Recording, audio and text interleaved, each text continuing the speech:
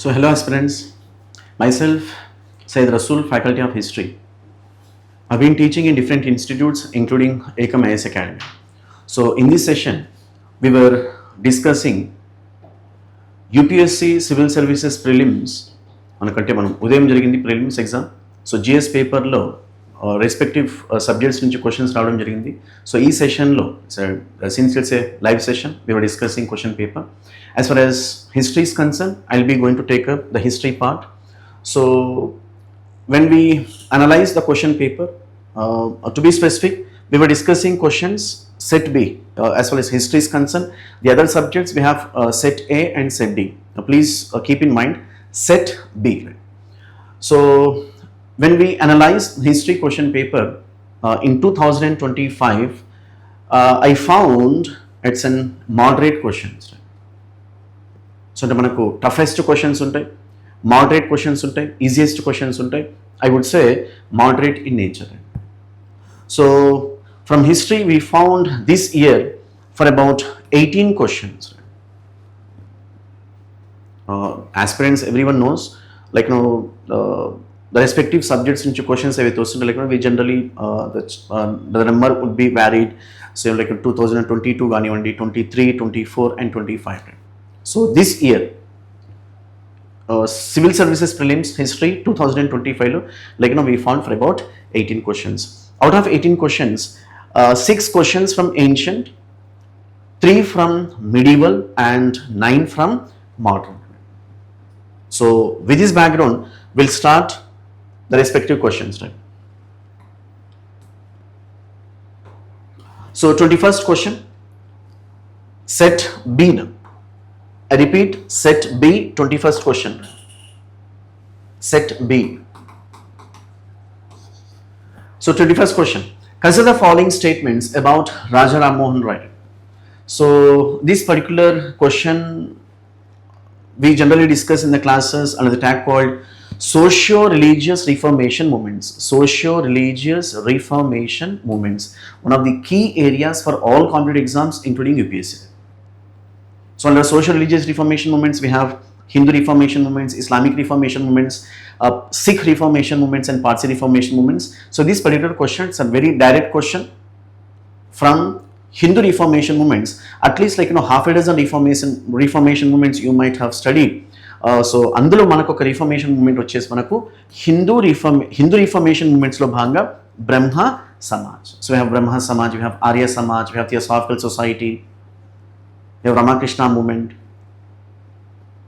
Swamy Vivekananda Ramakrishna movement. So we have Young Bengal movement, Dr. Ishwar Chandra Vidyasagar. So we have respective social reformers. So the first statement goes, he possessed great love and respect for the traditional philosophical systems of the East. Second statement, he desired his countrymen to accept the rational and scientific approach and the principle of human dignity and social equality of all men and women. In fact, when we understand the two statements, a little bit like the contradiction we generally found. Reason being, the respective social reformers and religious reformers, be it say medieval era bhakti saints ganivandi and socio-religious reformation movements were associated with 19th century. So they generally had very low opinion towards Eastern institutions, a caste system ganivandi, right, or religious institutions ganivandi. But when it comes to Raja Ram Mohan Roy, by caste he was a Brahmin. He had a lot of respect towards Eastern institutions. It does not mean he accepted the blind, irrational, unscientific elements. So first statement is correct. Second statement also correct. I repeat, though we found some sort of contradictory statements between first and second, but in this context, both these statements are correct. That is option C is the right answer. 22nd question. Consider the following subjects with regard to non-cooperation program, a non-cooperation movement of 1920-22. In fact, this is another direct question which we generally get in all competitive exams including UPSC history. So manaku national movement lo bhanga we have 3 phases, that is moderate phase of 1885-1905, extremist phase of 1905-1920 and Gandhian phase of 1920 to 1947. So under Gandhian phase, we found three mass movements: non-cooperation movement of 1920-22, civil disobedience movement of 1930-34, and Quitinium movement of 1942. Let me tell you, it's a direct question and very patent question, I would prefer to say. So the respective question is related to non-cooperation movement. So first statement: boycott of law courts and foreign cloth. In fact, it's a direct program. So aspirants might have studied what are the programs, what are the aims and objectives of non-cooperation movement. Say Andulo Bhanga Manaku, the first one, boycott of law courts and foreign cloth. So first statement is correct. Observance of strict non-violence. In fact, you can't imagine what do we call Congress movements, maybe moderate phase protests, extremist phase, like we have two movements, Vande Mataram movement of 1906-1908 and Home Rule movement of 1916-1918, and we have in non-cooperation, civil disobedience and Quitinium. Whatever movements you talk about, ahimsa. So second statement is also correct. The third one, retention of titles and honors without using them in public. A little bit like confusion. In fact, retention of titles and honors without using them in public. Let me tell you, you might have studied one of the patent programs of Congress movements, especially from the days of non-cooperation. We found, say, you have to return your titles. Maybe knighthood Gandhi did it. Even Gandhiji himself returned the title called Kaiser-e-Hind. So retention of titles, koncham pakkan pettandi. Now come to fourth one, establishment of panchayats for settling disputes, local disputes, otherwise called as indigenous. In order to settle the local disputes, you have to rely on indigenous institutions, panchayats. What does that mean? Boycott of British law courts. It was the main intention of. Right. So first statement is correct. Second statement is also correct. Fourth statement correct. Third statement is incorrect. So right answer for 22nd question, only 3.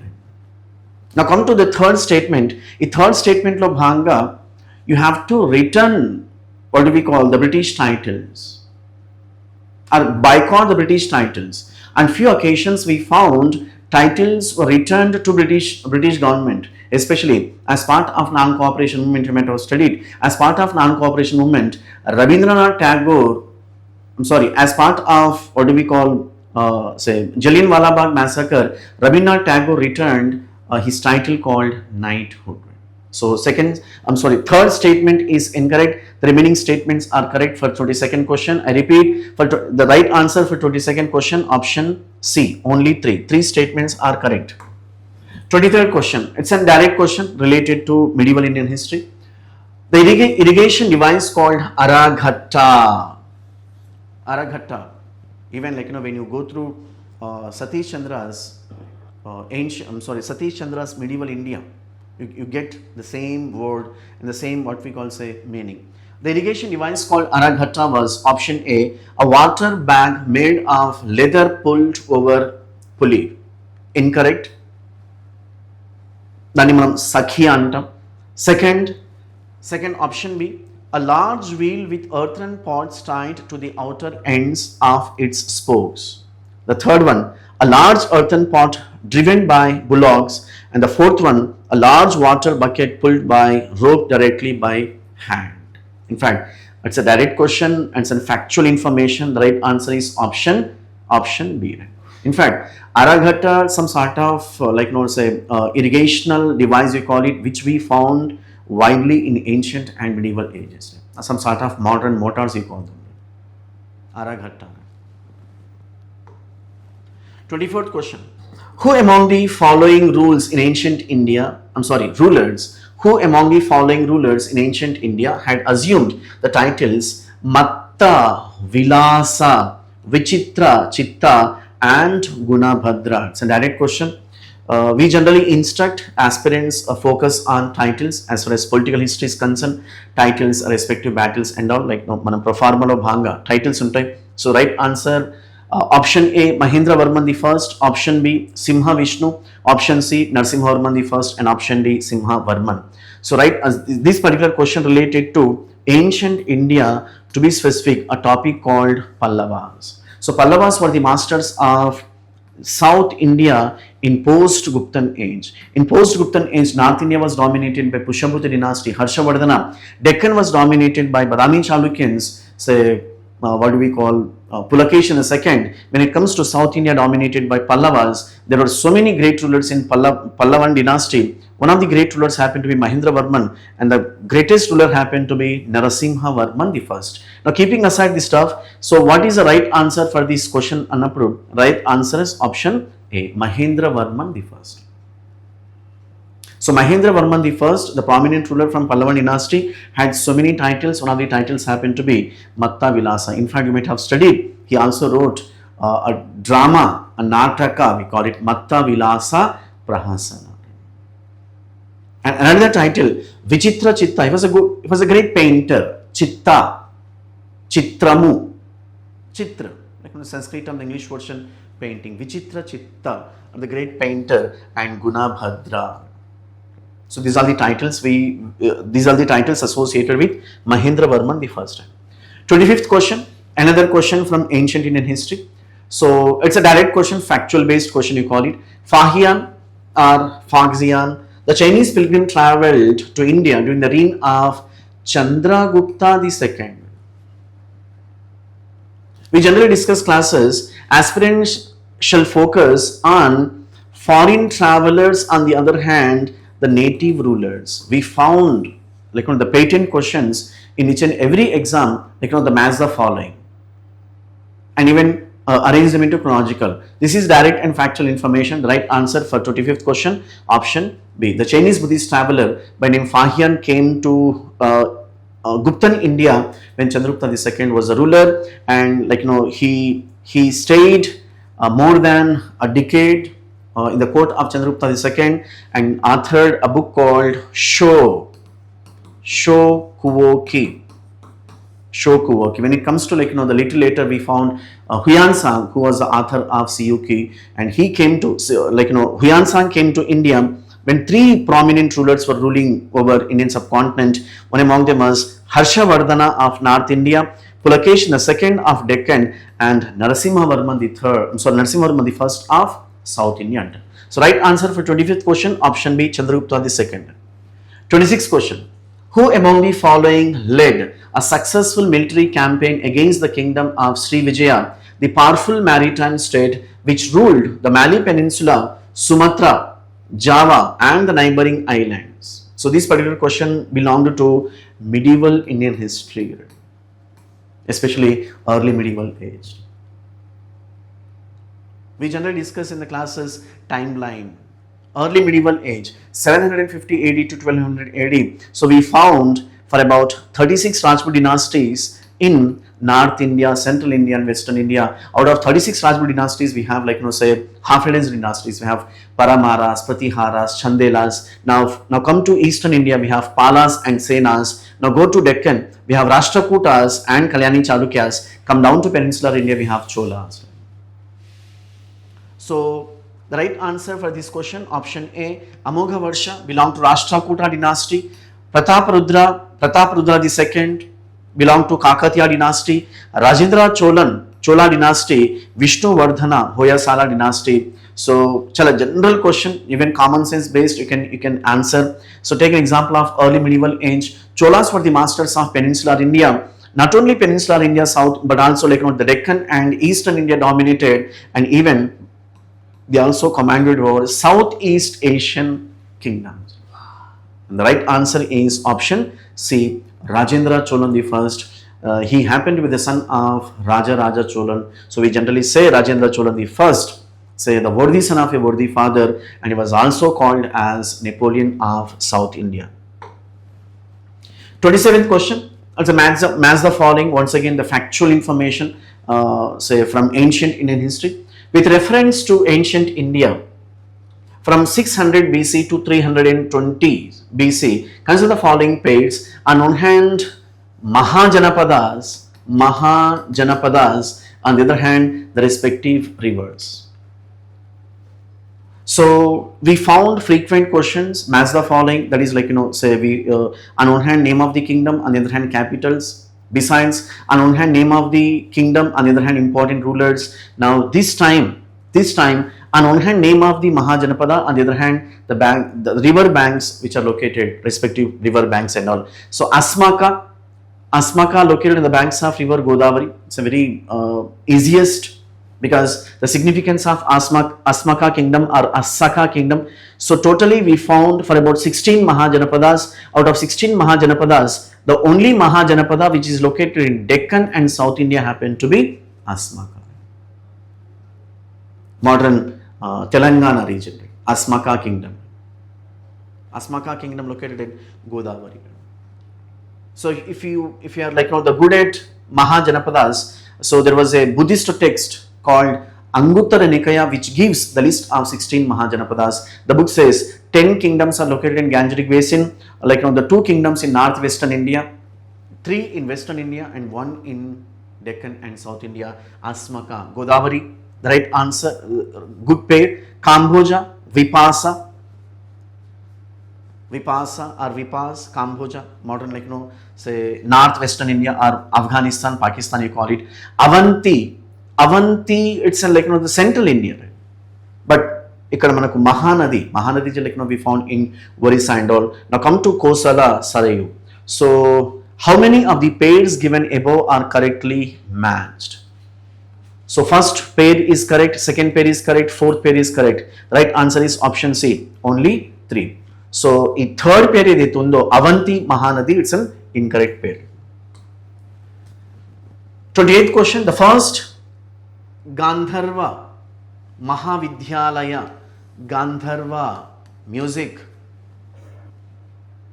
The first Gandharva Mahavidyalaya, a music training school, was set up in 1901 by Vishnu Digambar Paluskar at a place called option A Delhi, option B Gwalior, option C Ujjain, option D Lahore. In fact, this particular question can be considered as part of what we call art and culture lo bhanga. You might have read. The right answer is Gwalior. In fact, forget about 1901, almost 20th century. Even in medieval India, we found Gwalior was one of the famous centers for art forms, to be specific, music. Especially many Rajput rulers, who patterned music, and little later the same musicians also lived in the court of Mughals. The best example, Ramtanu Pandey, popularly called as Tansen Antam, Ian Tansen.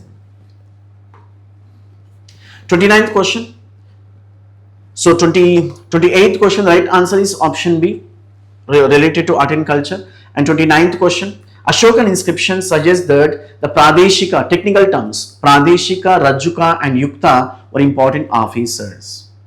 So when you say understand ancient Indian history administration, medieval Indian history administration, you have to focus on technical terms. So enti technical terms annappudu, say Prakrit ganivandi, Sanskrit ganivandi in ancient India. By the time you go to medieval, we have Persian term and Arabic terms. So we prefer to call the respective terms as technical terms. At least the 2 questions we generally get from technical terms. So this particular question related to ancient Indian history, to be specific, Mauryan Empire, administration of Mauryans, Ashokans, Pradeshika, Rajuka and Yukta. So option A, village level administration, incorrect. Village level administration, we have Gramini, Grama Bhojaka, it's a very technical terms. So you can easily eliminate the first option. Option B, district level administration. Option C, provincial administration. Option D, a level of the central administration. Central administration kuda kadu, provincial kuda kadu. The right answer is option B, district level administration. For example, so for ease administration, the vast empire, the vast empire divided into provinces. The provinces of Mauryans were called as pathas, otherwise called as deshas. Today we call it states. Mauryans used to call pathas or deshas. For example, Uttara Patha, northern province; Dakshina Patha, southern province; Prachya Patha, eastern province.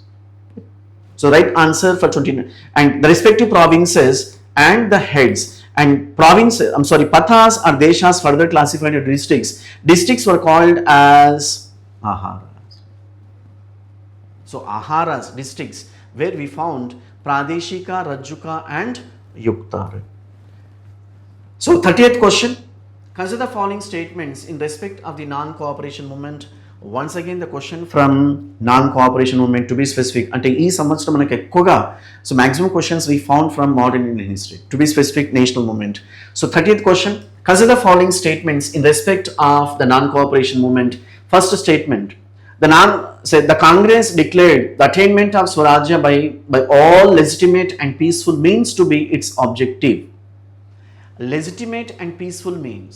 Second statement, it was to be implemented in stages with civil disobedience and non-payment of taxes for the next stage only if Swaraj did not come within a year and the government resorted to repression. In fact, a very direct statements with respect to non-cooperation movement.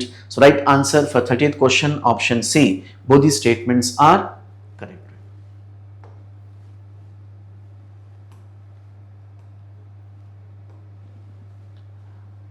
So set B, we were discussing history questions from set B. 91st question. Sedition has become my religion. Even we might have discussed as part of general studies classes, you have to be good at the respective slogans. Take an example of Subhash Chandra Bose. Subhash Chandra Bose says, Subhash Chandra Bose, even Balagangadhar Tilak says, Swaraj is my birthright and I shall have it. When it comes to Subhash Chandra Bose, give me your blood, I'll give you independence. Chalo Delhi, Jai Hind. So these are the statements given by what do we call Subhash Chandra Bose. Now go to Bhagat Singh. Bhagat Singh, the revolutionary leader who popularized the slogan called Inquilab Zindabad or Longly Proletariat. Inquilab Zindabad slogan was given by Harshat Mohani, Maulana Harshat Mohani, but popularized by what we call Bhagat Singh. So sedition has become my religion was a famous statement given by Gandhiji at the time of option A, the Champaran Satyagraha. 1916, what we call 17, that is peasant movement, Champaran Satyagraha organized by Gandhiji. Option B, publicly violating salt law at Dandi as part of civil disobedience movement 1930-34. And option C, attending the second roundtable conference in London. And the fourth one, the launch of the Quit India movement. So Quit India movement of 1942. So what is the right answer for the 91st question? Annapudu. The right answer is as part of civil disobedience movement. So what you supposed to understand while you're writing a statement or slogan, in which context the respective leaders articulated the statements or slogans. 92nd question. The famous female figurine known as Dancing Girl. In fact, one of the patent questions we generally found in previous years' exams from ancient Indian history, to be specific, Indus Valley civilization. The famous female figurine known as Dancing Girl found at Mohenjo-daro made of option A, carnelian, option B, clay, option C, bronze, option D, gold. So bronze. One of the titles of Indus Valley civilization, Bronze Age civilization, because bronze was a metal used by Indus people for the first time, and bronze happened to be the alloy metal of copper and tin and tin. So bronze dancing girl, or female figurine, popularly called as dancing girl. So 93rd question. Who provided legal defense to the people arrested in the aftermath of Chauri Chaura? Once again, national movement, modern Indian history, Indian national movement, to be specific, Gandhian phase. 1920 to 1947 Gandhian phase. Gandhiji, Congress party organized 3 mass movements under the guidance of Gandhiji. So non-cooperation movement of 1920-22, when it comes to Chauri Chaura incident, 5th February 1922. So as part of the suppression of the movement, so we found a violence sporadic event which took place at a place called Chauri Chaura on 5th February 1922. So what is the response of the respective, what is the response of British government? British government brutally crushed and brutally suppressed the respective leaders were were arrested by British police. So in order to fight against the British government, so respective leaders who assisted legal defense annappudu, option A Chittaranjan Das, option B Madan Mohan Malaviya and Krishna Kant, and option C Dr. Saifuddin Kichlu and Khwaja Hassan Nizami, and option D Muhammad Ali Jinnah. So the right answer is option B Madan Mohan Malaviya and Krishna Kant. And little later, the respective leaders were given good positions in Congress party. That is another story. 94th question. Subsequent to which one of the following events Gandhiji, who consistently opposed untouchability and appealed for its eradication from all spheres, decided to include the upliftment of Harijans in his political and social program? So in a nutshell, so the question is related to in which circumstances Gandhiji opposed, during which period Gandhiji vehemently opposed the social, what we call disabilities imposed on lower sections of society, what he prefers to call them as Harijans. What do we call today? Scheduled castes. So option A, the Pune Pact of 1932. Option B, the Gandhi-Irvine Pact, otherwise called as Delhi Pact. Option C, arrest of Congress leadership at the time of Quit India movement. And option D, promulgation of the Government of India Act of 1935. The right answer, it's a very direct question. The right answer is the Pune Pact of 1932. As I was telling you, have to focus the circumstances. Why only here? Why only 1932 Gandhiji opposed Harijan, the social disabilities are the criticized, the inhuman activities which are associated with the lower sections of society and approved. Very simple. So Dr. B.R. Ambedkar, who participated in RTCs, roundtable conferences, which were held in London. It was Dr. B.R. Ambedkar who received separate electorates for Dalits. Now, what is the response of Congress party? To be specific, the head of the Congress party, Gandhiji opposed separate electorates which were given to Dalits. So he observed fast on to death. Might have studied this episode at a place called Pune, to be specific, Eravada jail. The entire information got to know by Dr. B.R. Ambedkar, and we found some sort of agreement between Dr. B.R. Ambedkar and Gandhiji. So since this agreement took place held at a place called Pune, so we call it Pune Pact. So separate electorates which were given to Dalits were abolished in place of separate electorates. In general electorates, Dalits were given reservations, and it is not exaggerated to say even today we follow the same system. So in general electorates, say manaku scheduled castes ganivandi or a period of time scheduled tribes ganivandi, so they were given reservations. So right answer for 94th question, option A.